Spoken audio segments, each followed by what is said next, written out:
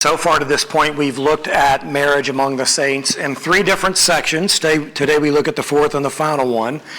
So in Paul's very first letter to the church at Corinth, of which we do not have a record, that letter, when they read it, resulted in them having questions that they wanted to ask Paul. And so we get an indication in chapter 7, verse 1, that Paul is addressing the questions that they have asked him, but we don't have a record of what those questions were. And so they had indicated that these things were pressing, and Paul has begun to deal with these more specifically in chapter 7 as it relates to marriage. And it appears that marriage was a very intentional question that Paul was asked of Paul by the church in Corinth. Verse 1 says, "Now concerning the things about which you wrote," which gives us an indication that Paul is addressing those questions. So beginning in chapter 7, Paul begins to address the questions related to marriage. And what was taking place in the church at Corinth was the alleged spiritually superior position of either being married or being single, depending upon which group you happen to listen to or was influential for you. So for the sake of time, a very, very quick overview. In verses 2 through 7, Paul addresses married couples and says that being married is good, being married and celibate is unnatural, but being single is good, but being single and sexually active is immoral. So there's a balance to what Paul is saying to the married and to the unmarried. In verses 8 and 9, he talks to the married people in general terms and says, remain as you are. Don't seek a divorce.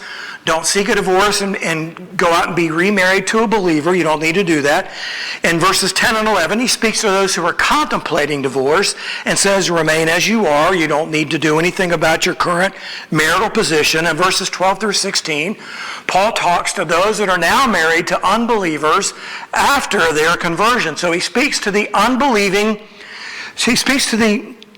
spouse with an unbelieving spouse, and they want to stay in that marriage, and he says, let them stay. He also speaks to the believing spouse married to an unbelieving spouse who wants to leave, and Paul says, let them go. We've been called to peace. Then in 17 through 24, Paul gives examples of why marital status is irrelevant to spirituality, which again was a big part of why he was addressing what he was addressing and the way he was addressing it. And now here in the final section, verses 25 through 40, Paul specifically addresses virgins. Now this is a unique group of people that have not yet been identified in any of the chapter 7 that we've looked at so far.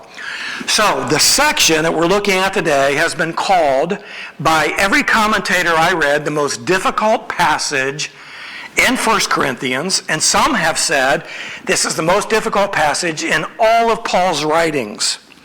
It isn't difficult due to exegetical or grammatical challenges, but because of questions that are just not easily answered. So that is a very subtle way of saying this is a very complicated message.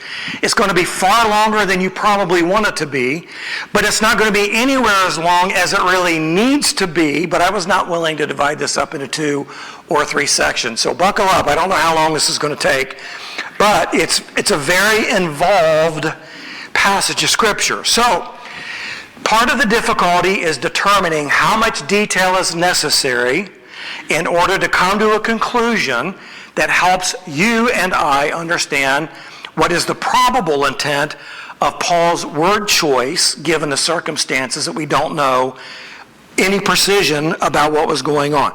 So questions are, who are the virgins mentioned in 7:28, 7:34, 7:36, 37, and 38?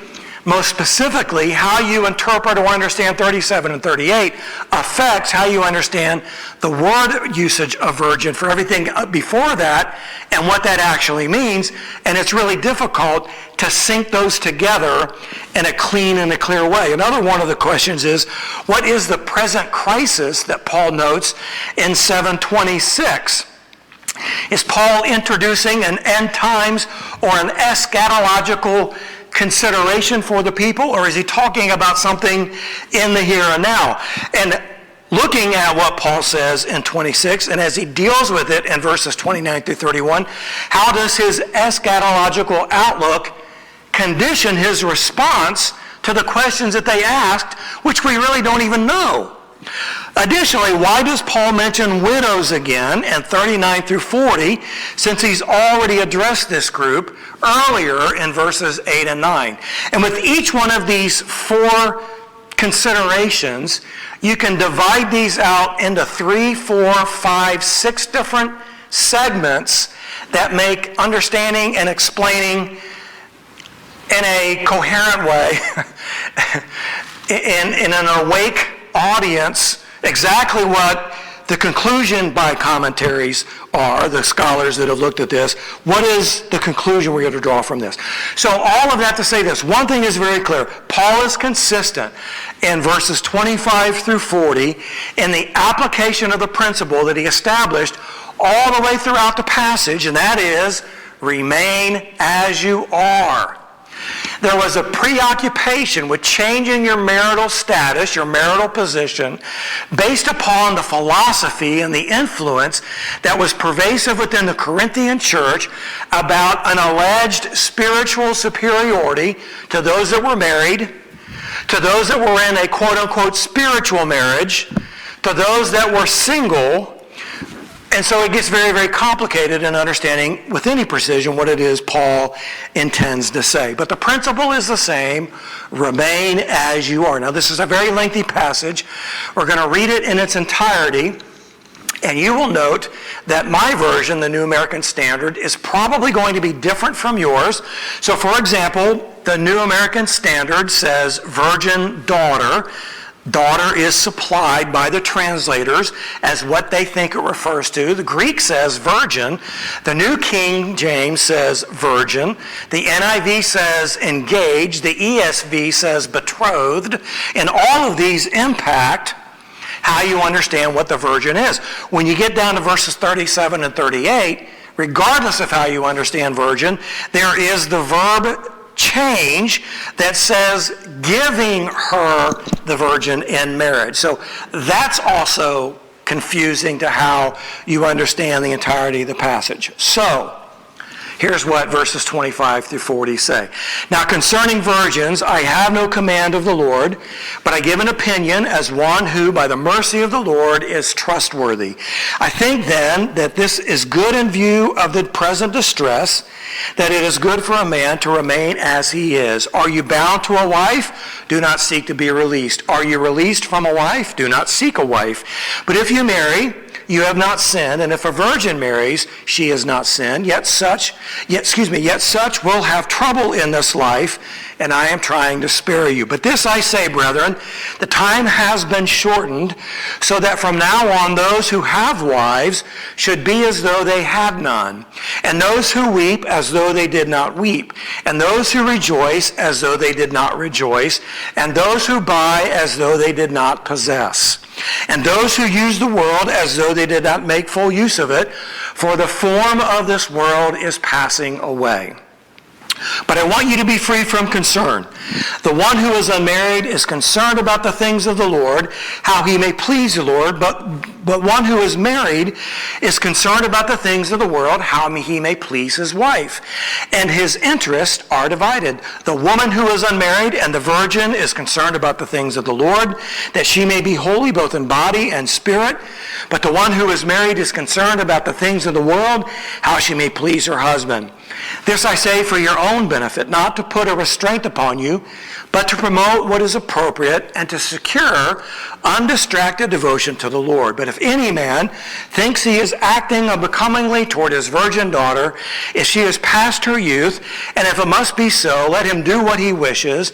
He does not sin, let her marry. But he who stands firm in his heart, being under no constraint, but has authority over his own will, and has decided this in his own heart to keep his own virgin daughter, he will do well.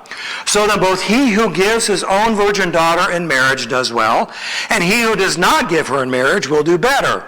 A wife is bound as long as her husband lives, but if her husband is dead, she is free to be married to whom she wishes, only in the Lord, but in my opinion, she is happier if she remains as she is, and I think that I also have the Spirit of God.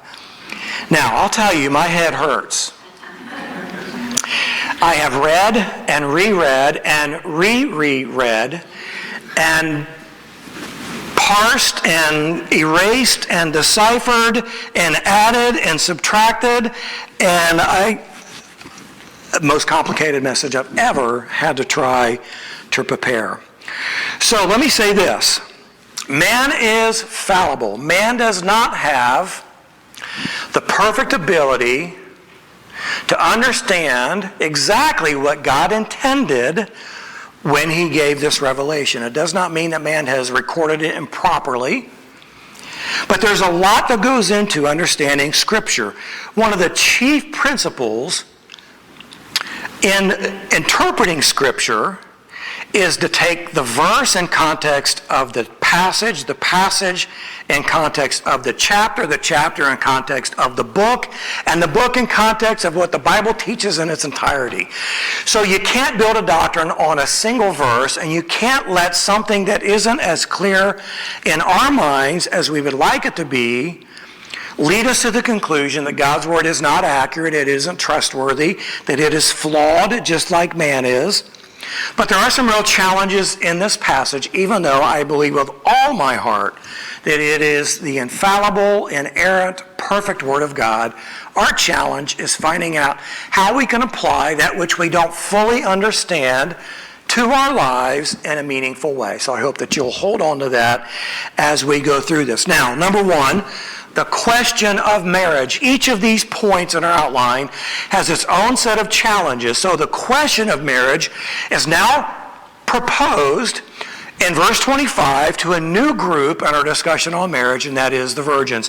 Now, concerning virgins, I have no command of the Lord, but I give an opinion as one who by the mercy of the Lord is trustworthy. So the question of marriage is posed for those that are engaged. Now, engaged is a conclusion that is derived based upon what is understood by the meaning of the word virgin in context of the entirety of the passage.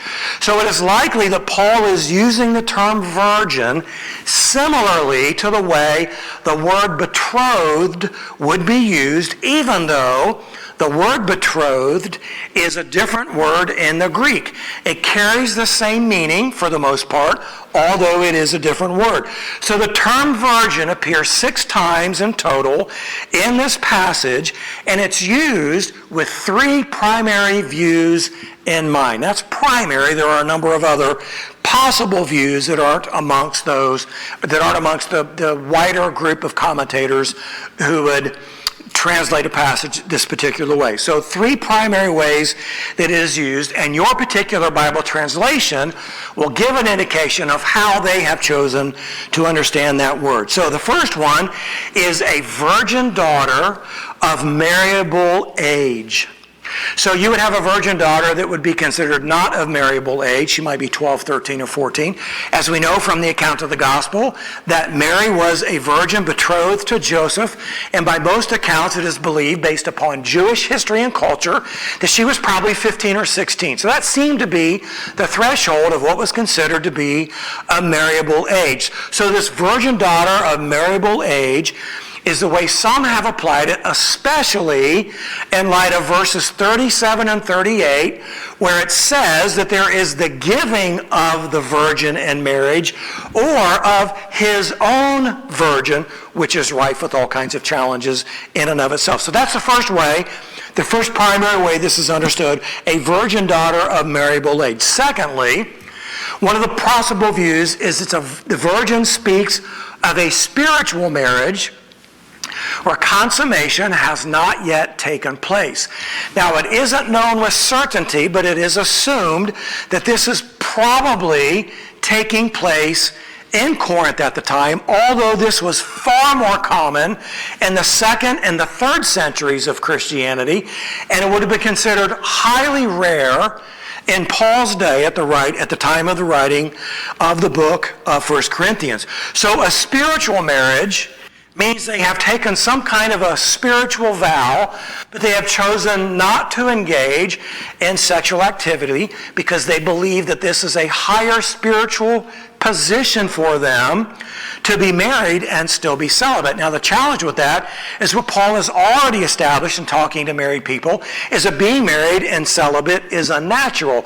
So it would kind of be uncommon for Paul to say what appears to us to be contradictory if this is in fact what it is he meant. So the third option is it refers to a betrothed woman and her fiancé. So generally speaking, virgin would apply to a woman, but the commentators argue that based upon the word choice and the culture and the context of all that Paul has said as it relates to marriage, it probably refers to a couple that is betrothed to one another. They are engaged, and this seems to be the preferable understanding based upon modern scholarship, modern translation, and modern commentary thinking. So if Paul is teaching that each should remain in his current marital position at the time of conversion, which he's already established in great detail in the whole of chapter 7, the question is, what should an engaged couple do if they are betrothed, but Paul is saying, remain as you are? So that's where a lot of the confusion and lack of precision falls in how we are to translate and understand this. So as Paul has already stated, Jesus himself did not teach on this subject, so he has no specific command from the Lord about virgins and their betrothal and what they are to do in terms of remaining as they are after their salvation. So Paul has no direct command from the Lord, so instead he has an opinion. Now, I don't know what every translation says in place of opinion, but it probably isn't the most accurate way of communicating what opinion means when we hear the word opinion, because after all, everybody has an opinion. And isn't that what's wrong with social media? I have an opinion, and you have an opinion, and I don't agree with your opinion, and I'm going to make it my mission to destroy you, and to discredit you, and to get back at you. So opinion, the word opinion as it means to us, isn't the biblical way for us to understand what opinion means. Opinion biblically means conviction or a judgment. So Paul is saying that I have this judgment about remaining as you are, even if you are betrothed, or I have a conviction about remaining as you are, even if you are betrothed, even though I don't have a direct command from the Lord. Now, a conviction, in my understanding, is quite different from an opinion. An opinion can change. Opinion can be swayed or influenced. Convictions are much more difficult to change because they're rooted in a sense of identity and truth and something that is unchangeable. So this still carries divine authority, but not as an absolute and not as in a command. His conviction is based upon the mercy of God given to him and his ability to remain in his current state, which is single and celibate, and as such, this mercy that he has received from God has created a trustworthy conviction that Paul is now sharing with those who are betrothed and never been married. So in light of the question to marry, Paul says this: singleness is better. Remember, the question is being posed to those who are engaged to be married.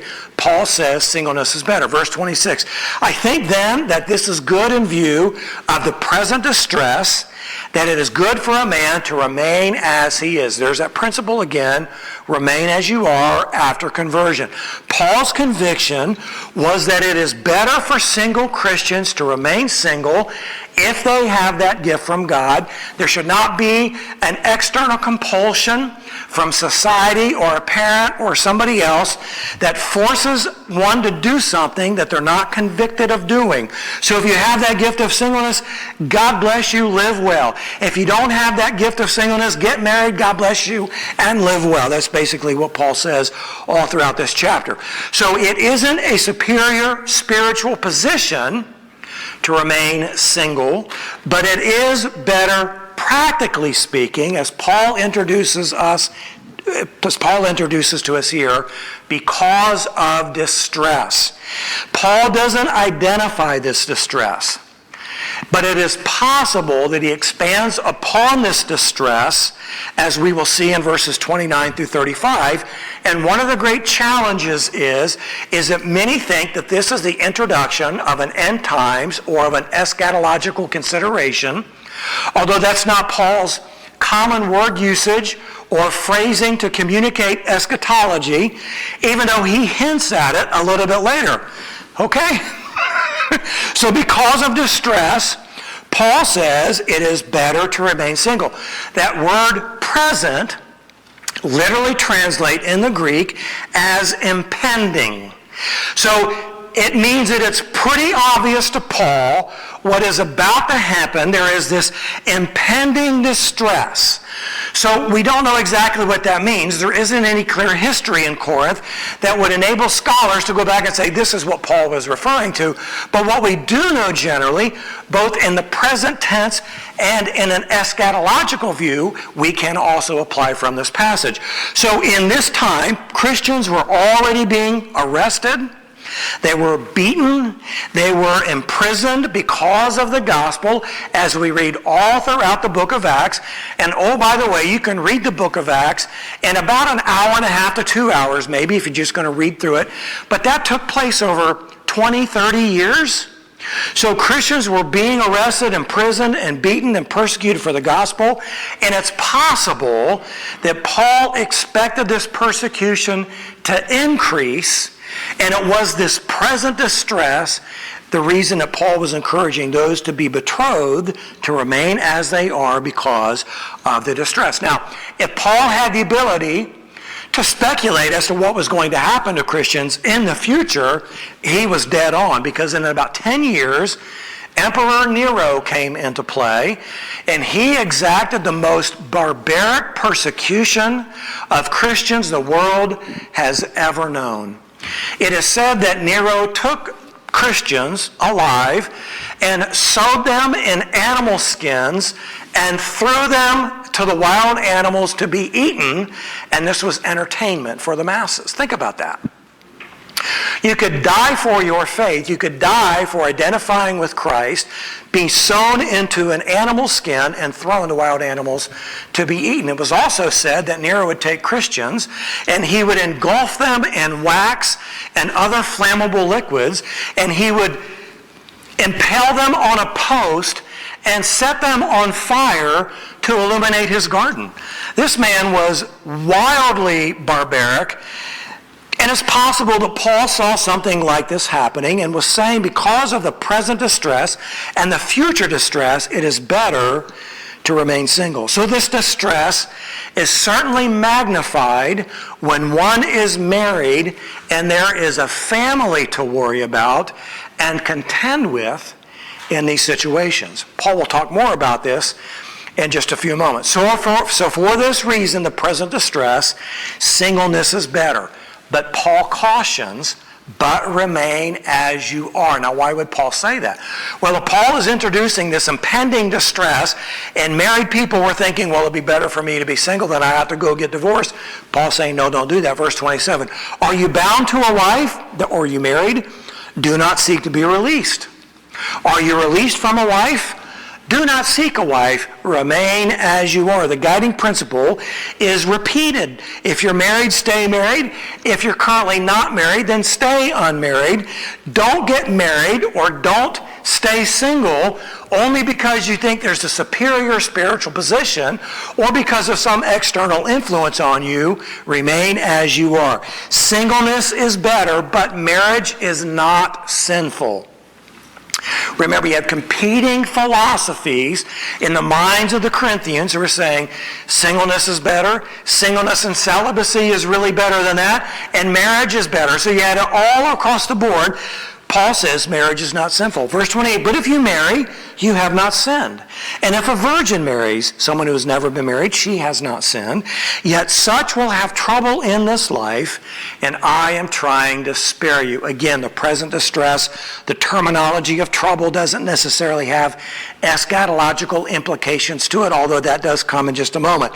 So Paul is battling with the alleged superior spiritual positions that are being taught within the Corinthian church, which he is continuing to refute as he deals specifically with this question about how marriage among the saints is to be understood. So a widow who remarries or a virgin who marries doesn't commit sin, but they will potentially have more trouble in life, which is why Paul encourages singleness as his personal conviction, bathed in the mercy of God that was given to him in his singleness and the ability to remain celibate. Now, Jesus said the same thing about distress and trouble when he spoke of the end times. And by the way, every generation has believed they were in the end times. All of the letters in our New Testament are written under the assumption that they are in the end times. And so in Matthew chapter 24, Jesus outlined the turmoil that would be experienced in the end times, of which I believe we are currently in. Jesus told of wars. He told of apostasy. He told of persecution. He told of false prophets. He told of universal tribulation. Now, you can go to your computer, please don't do that on your phone computer right now, and you can peruse through Fox, through USA Today, through CNN, through any news outlet that you want, and you will see all kinds of things that would convince you that you are in the end times. It may not be as bad as it was or as it could be in the future, but it doesn't take a genius to look around this world that we're in and say, there's some pretty bad spots. There's some pretty bad things going on in our world for reasons that nobody can really understand or explain. It's just the way it is. So we see this being lived out in our everyday lives today. So even without the external pressures put upon our lives by things we cannot control, the vast majority of our experiences we cannot control, being married adds more. Doesn't mean marriage is bad, it just means it adds more. While marriage isn't sinful, it does bring unique challenges and distresses. Now, I probably won't get an amen to that, but we all understand that that is true. And that's not an indictment against our spouse. It's not an indictment against the institution of marriage. It's just simply the reality that being married creates unique challenges and distresses. Why? Because marriage involves conflicts, demands, hardships, sacrifices, and adjustments that singleness does not require. Now, marriage is ordained by God. He declares it to be good and holy, and we can understand and testify that it is incredibly fulfilling, but it does not solve all of our problems. In fact, it probably creates more. Why? Because two become one, but they are still two personalities, two distinct people with their own likes and dislikes, their own characteristics, their own emotions, their own temperaments, their own wills. Each partner has some degree of anger, some degree of selfishness, even some degree of dishonesty, and some pride, and some forgetfulness, and some thoughtfulness. And so you throw all of that together in a world that is filled with difficulty, and Paul would say, singleness is better. Marriage is good, but in Paul's conviction, singleness is better.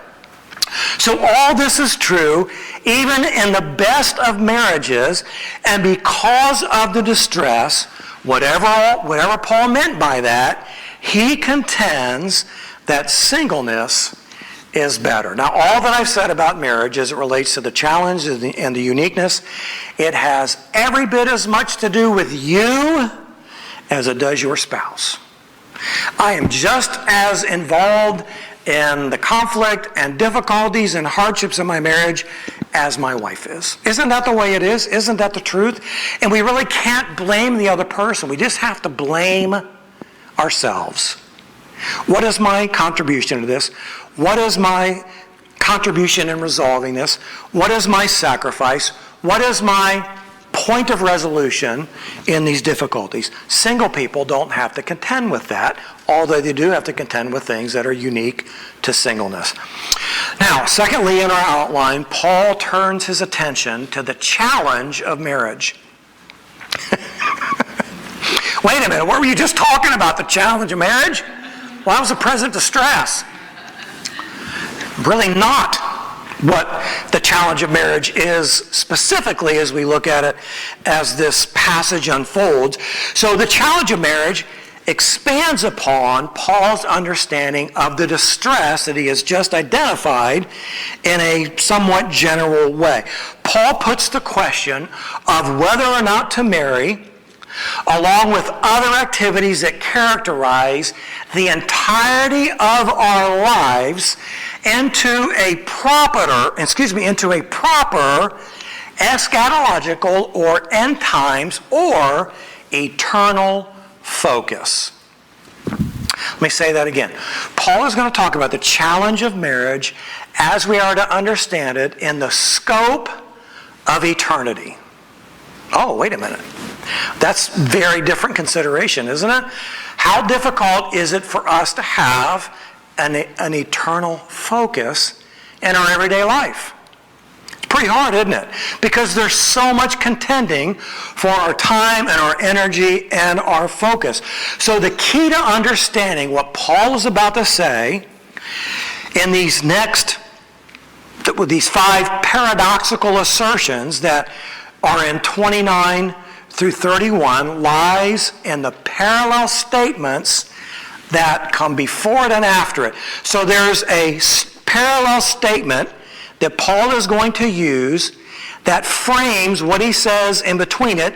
So it's a sandwich that is held together by all the stuff in between. So here's the sandwich. Verse 29a, "But this I say, brethren, the time has been shortened." That has a very clear eschatological implication to it, doesn't it? We understand the time is short. Life is very short. It could be over tomorrow. We just don't have any idea. The other part of that framing unit is the end of verse 31, where Paul says, "For the form of this world is passing away." An absolutely clear eschatological assertion.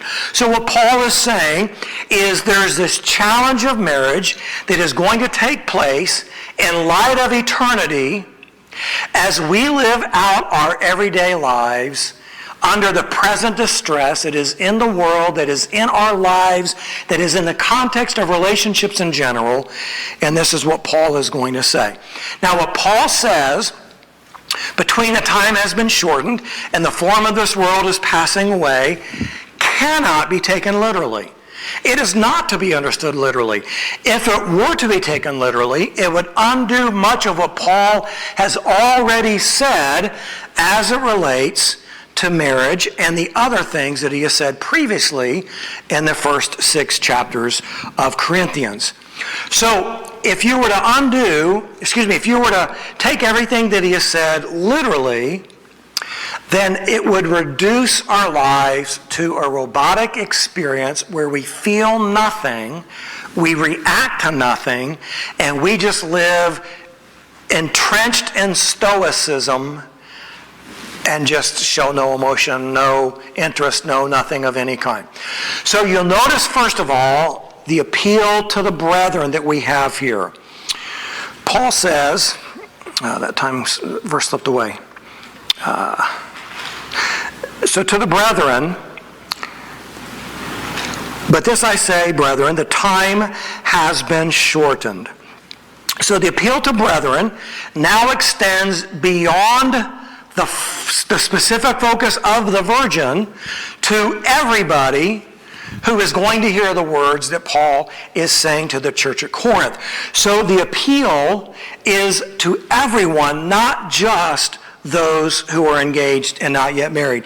He wants to change the way all Corinthians view earthly things, not just those who are engaged. So the time is short, and the form of this world is passing away.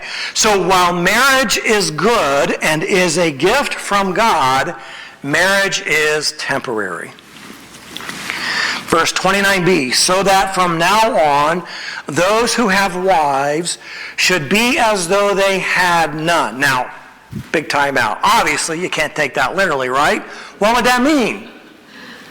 Well, if you were married and you were to live as though you had none, holy cow.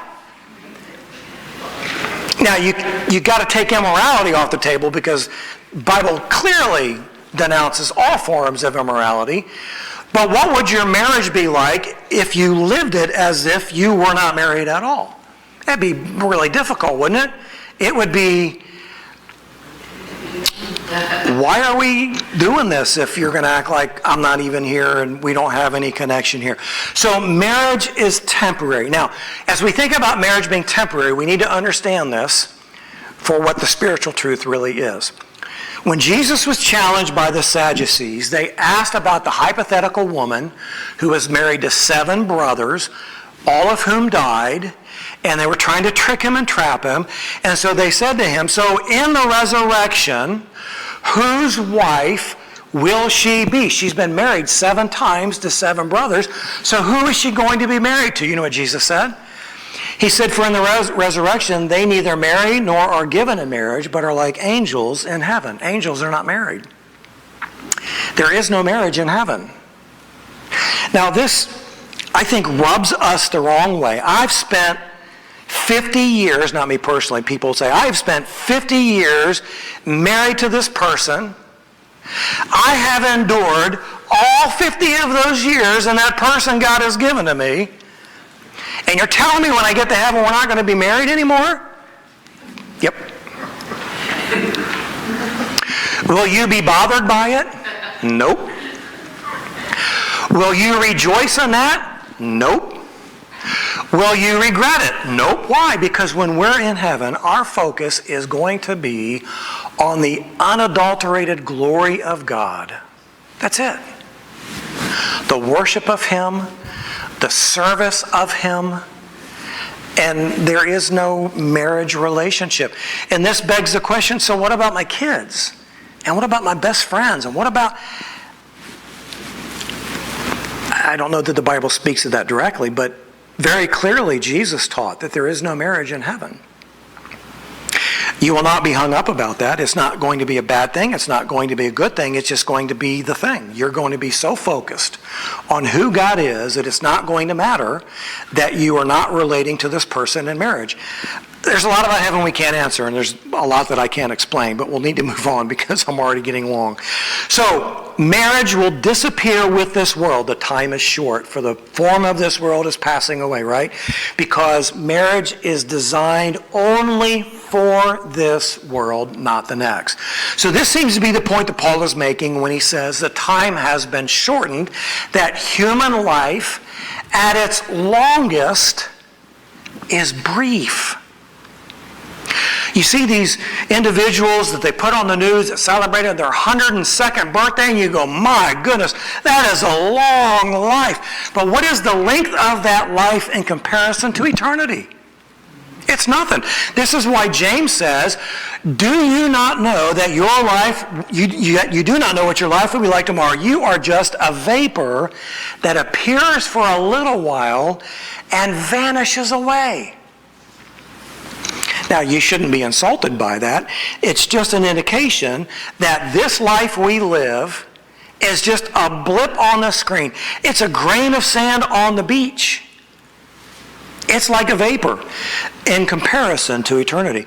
So this reality, this eternal reality that the time is short and the present form of this world is passing away, it's a challenge in general to how we relate to life as a whole. This is the point that Paul is making, and he has included marriage in that scope of eternity by saying the time is short, the form of this present world is passing away. Paul goes on to say that emotions are temporary. Verse 30, and those who weep as though they did not weep, and those who rejoice as though they did not rejoice. Paul is simply saying that sadness and joy are not decisive for the Christian. There is something of far greater significance in this life. Now, that's pretty hard to understand when you're in the thick of it, isn't it? You've got the best news you've ever had. You got a baby coming, or you've got the dream promotion, or some other incredible experience has happened, and you just can't be any happier. Or the reverse of that is true, and you just can't be any more filled with grief. The Christian life is not defined by emotion. In considering eternity, our emotions take on an entirely different light. What will your present experience of grief be like in eternity? I don't even know it. What will be the most joyous experience in all of your life be like in eternity? I won't even identify with it. Why? Because we're just focused on God in heaven. So marriage is temporary. Emotions are temporary, those things which tend to dominate our life. Possessions are temporary. Verse 30 continues, and those who buy as though they did not possess. So buying and selling is a part of life, but one's life does not consist in what he or she owns. You've heard it said before, right? You can't take it with you. What does that mean? You could live in the most magnificent mansion the world has ever seen. You could have a car collection that would be the envy of every man in the world. You could have the finest jewelry and the finest clothes. You could have everything the world says makes life worthwhile, but in eternity, you don't have any of that, and that does not mean a thing to you. Our life does not consist of what we own. We can't take any of it with us, and a life consumed with possessions is missing an eternal focus. Paul goes on to say that pleasure is temporary. Verse 31, and those who use the world as though they did not make full use of it. So it is one thing to be engaged with the world. It is another to be entangled with the world. Is there a difference? We are in the world, but we're not to be of the world. We cannot really exist apart from our being in the world because we need the things for our existence that the world provides. But we're not to be entangled with the world. So we're not to be of the world, embracing its ideals, its philosophies. We're not to be tossed about with what we believe to be true by the current fad that is rifling through the church today. None of these areas about which Paul warns is inherently bad. Marriage, sorrow, rejoicing, possessions, and pleasure all have a proper place in the Christian life. In fact, each is a part of God's provision for our lives here. But human relationships, emotions, possessions, and pleasures become sinful when they dominate thought and behavior, and especially when they interfere with serving the Lord. And that's the point that Paul is making here, is that marriage challenges our priorities.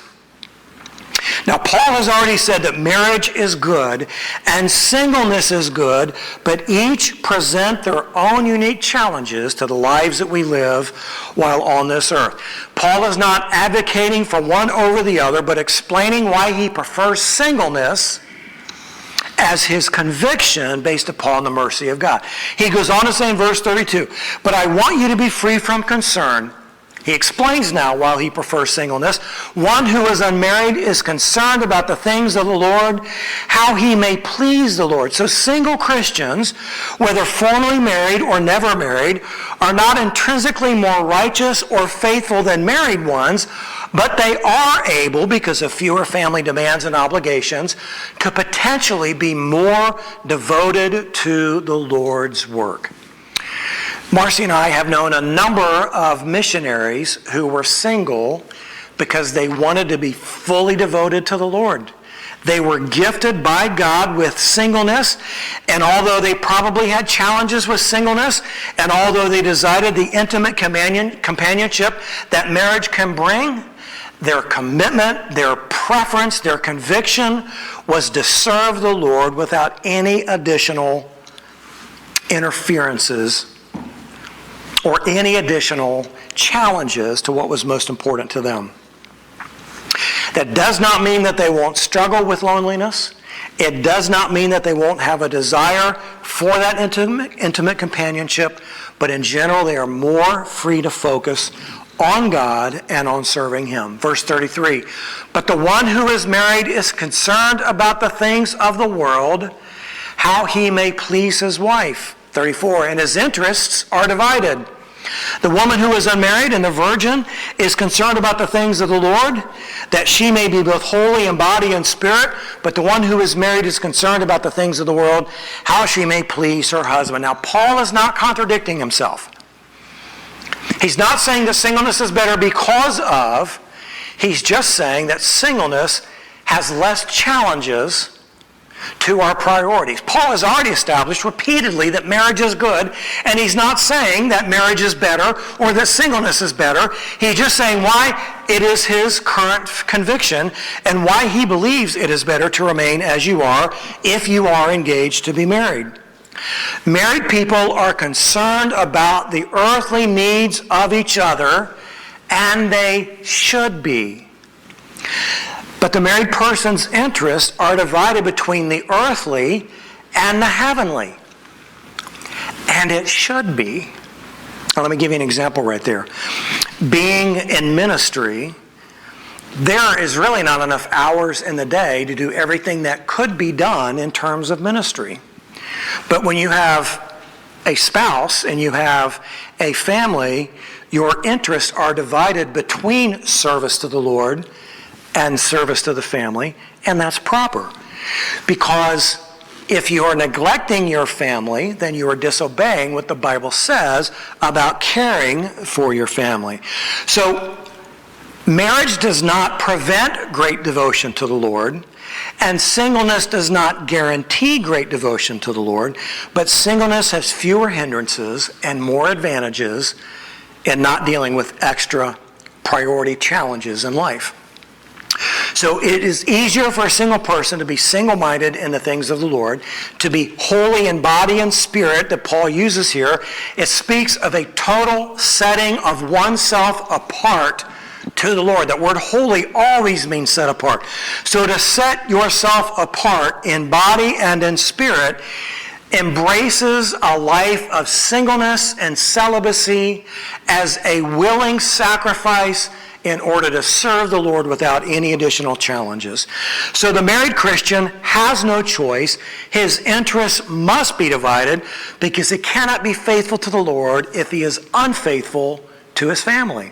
Now, I've known some individuals in my life that were so devoted to their ministry that their family suffered and they contemplated divorce, and the kids were really affected by that, and that's not healthy, that's not biblical. So in order to be faithful to the Lord, we also have to be faithful to our family. So it is right that our interests are divided. And again, Paul is not saying one is better than the other. Verse 35, but I say for your own benefit, not to put a restraint upon you, but to promote what is appropriate and to secure undistracted devotion to the Lord. This is why Paul says, I prefer singleness. This is why it's my personal conviction, because I have undistracted devotion to the Lord. Now I want you to imagine being married to Paul. Just to think about it for a minute. Well, honey, you know, I've been gone for 18 months, and I got to get on the boat again, and I'm going to be gone, and I don't know how long I'm going to be gone. I don't know where all I'm going to go. I don't know how you'll take care of yourself while I'm gone. I don't know when I'll come back. I don't know if I'm going to come back. I just know that I'm going to serve the Lord to the fullest of my ability. Paul took 4 missionary journeys. He spent more time in jail than he spent out of jail. He was beaten beyond belief. He was stranded. He was shipwrecked. He was hungry. All of the things that Paul experienced. And what would your life be like if that was your spouse? You'd be consumed, right? So Paul says, for your benefit, not to put a restraint upon you, but to promote what is appropriate and to secure undistracted devotion to the Lord which is the way God has gifted me to be single and celibate so I can pursue him without any additional distractions that a good marriage would bring. So Paul is not putting a legalistic noose, which is the literal meaning of a restraint, around the necks of single Christians or around the necks of those who were engaged. They're not under compulsion either to marry or to remain single.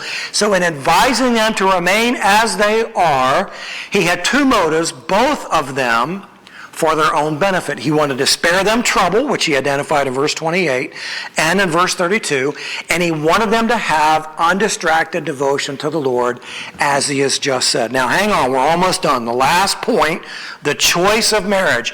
So since Paul is not trying to create a restraint, but focusing on their understanding of the challenges of marriage, he leaves the choice up to them, to those that are engaged, to those that he is specifically addressing as the virgins. So the three interpretations of this passage, which have historically competed for primacy, can be illustrated in our major English translations, and each of these have their unique challenges and difficulties. So this is a bit of an expansion on what I've already said, and a little bit of a repeat, but because of the unique verbs and word usage in here, it's necessary to do this. So either the situation in view involves a father deciding whether or not to give his virgin daughter in marriage. While this is possible, the father-daughter relationship is mentioned nowhere in any of chapter 7. So it is probable that those who come to that conclusion do so by what they believe to be implied as a part of Jewish history and culture and custom. But nothing in the passage really establishes the father-daughter relationship. So the second option that we understand these verses with is couples living in a spiritual marriage without any sexual relationship who are struggling to maintain their abstinence. So the assumption that Paul is addressing in this view is a celibate couple living together as spiritual brother and sister is somewhat unlikely because that terminology is not used anywhere in the passage. So this view would also suggest that Paul is addressing a husband who is in a spiritual marriage, who is having trouble coping with his sexual desires and wishes to engage in sexual relations with his wife. Now, Paul has already opposed extended periods of celibacy in marriage, and the verb usage that he chooses here does not fit the application of permission of marriage and celibacy. So when Paul says, if you're going to be married, that's fine. If you don't want to be married, that's fine. That would contradict what he's already said about singleness and celibacy being unnatural. The third option, as argued earlier, or as concluded earlier, is that these verses are addressing Christians who are engaged to be married, and they are contemplating whether or not we should continue in the betrothal process. So if you're engaged and you become a Christian, now you're introduced to this question, well, he's saying we should remain as we are. So what do we do now that we're betrothed? He's dealt with widows and widowers and the unmarried in general. He's dealt with the married people. He's dealt with others who are married to unbelieving spouses. And so now, in dealing with a unique group of people who are betrothed, likely addressing the male as the leader in the betrothal arrangement and relationship, as was common in that day. And some translations apply what they believe is being discussed with the father giving the daughter, which may or may not be accurate. So it's, again, very, very complicated to parse it out in a way that doesn't make you go, what? What did you just say? I'm not sure what you're talking about anymore. So Paul is addressing Christians who are engaged. It's the most recent English translations, how they've chosen to do that. And the majority of modern commentary and modern scholarship has reached the conclusion that Paul is addressing those that are betrothed. And there is the male and the female both addressing this. So it makes sense of the details of the passage, and it's consistent with Paul's advice elsewhere in the chapter as a whole. So Paul deals with the choice of marriage, and this is what he says to the engaged couple. Marriage is proper. Verse 36, but if any man, who is the any man, there's not talking about a father here, But if any man thinks that he is acting unbecomingly toward his virgin, now my translation supplies the word daughter, your translation may not, but if any man thinks he is acting unbecomingly toward his betrothed, if she is past her youth, and if it must be so, let him do what he wishes, he does not sin, let her marry. So if our understanding is correct, that this is talking to the betrothed Christian couple, the man is the potential groom, the virgin is the potential bride, and he says, if he's acting unbecomingly toward her, or if she's past her youth, and it must be so, let him do what he wishes, he does not sin, let her marry. So to act unbecomingly may mean not remaining celibate in the betrothal period. So if he's acting unbecomingly, again, we're thinking that this is the male and the female in the betrothed arrangement. If he's acting unbecomingly, it may mean that there's a struggle to maintain celibacy, and that's what Paul is dealing with. Or the male was delaying the wedding beyond which would be normal, and Paul is advising that that is a consideration that should be taken off the table. Or if she is older than a typical engaged woman should be, delaying may be difficult, and marriage is therefore proper. So struggling in your celibacy, it's perceived that she's beyond her age, or there's other issues, then marriage is proper. To get married is appropriate under these circumstances and is not sinful. Secondly, Paul says singleness is also proper. Remember, marriage is good, singleness is also good, and Paul's estimation it was better because of the reasons we've already talked about. Verse 37, but he who stands firm in his heart, being under no constraint, but has authority over his own will, and has decided in his own heart to keep his own virgin daughter, he will do well. Now again, virgin daughter is supplied by the NASB translators.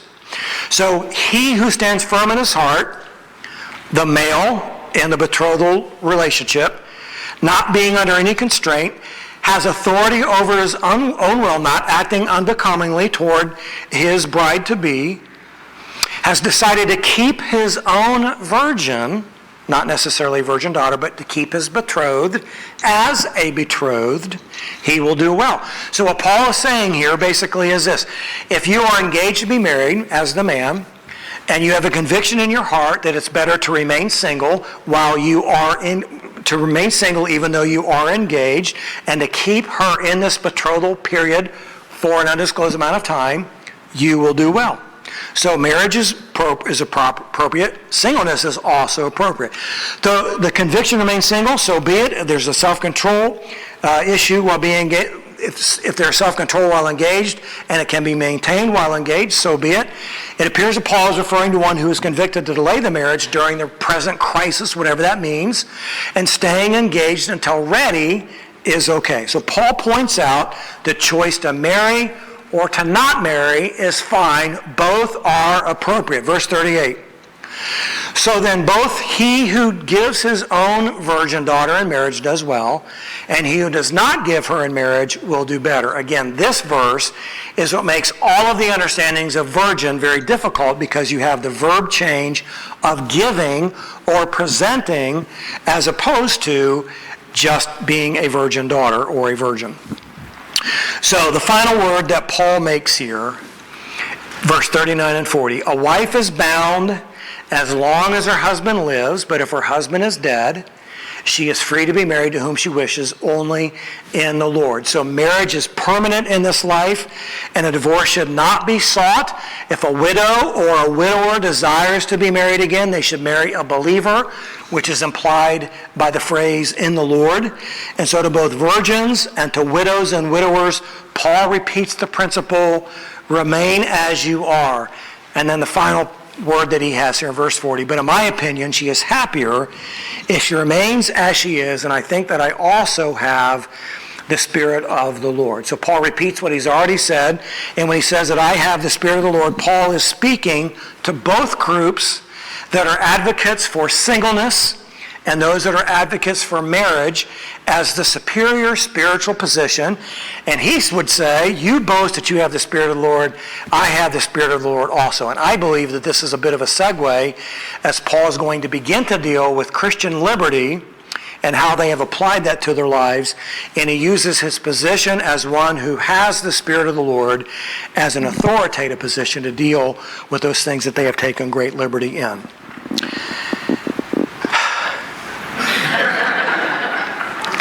I'm glad that's over. I really am. I'm glad that's over. So my take on this is this. What Paul has said about marriage all throughout this chapter is marriage is good. If God has given you the marriage gift, go with it. Live life. Be prosperous. If God has given you a gift of singleness, that's fine. Go live your life to the fullest. You won't be confronted with the same kind of challenges those who are married are. Both are good. Neither are superior spiritual positions to the other. Think about marriage as well as the entirety of your life in terms of eternity. Because the time has been shortened and the present form of this world is passing away. Isn't that true? Therefore, being married, being single, is to be lived in light of eternity. What it all really boils down to, that in this world, all we have is what we're going to experience and enjoy in the afterlife. And what is that? It's just about our relationship with God. That's it. That's it. Paul doesn't say it, but you could say marriage is nothing, singleness is nothing, because we have the Lord. Being caught up in all the things of life, having all those things is nothing, because we have the Lord. So we'll continue on in our study of Corinthians with the subject of Christian liberty in the weeks ahead. Chapters 8 through 11 all deal with Christian liberty in some form or fashion. And so we'll address that. Let's pray together.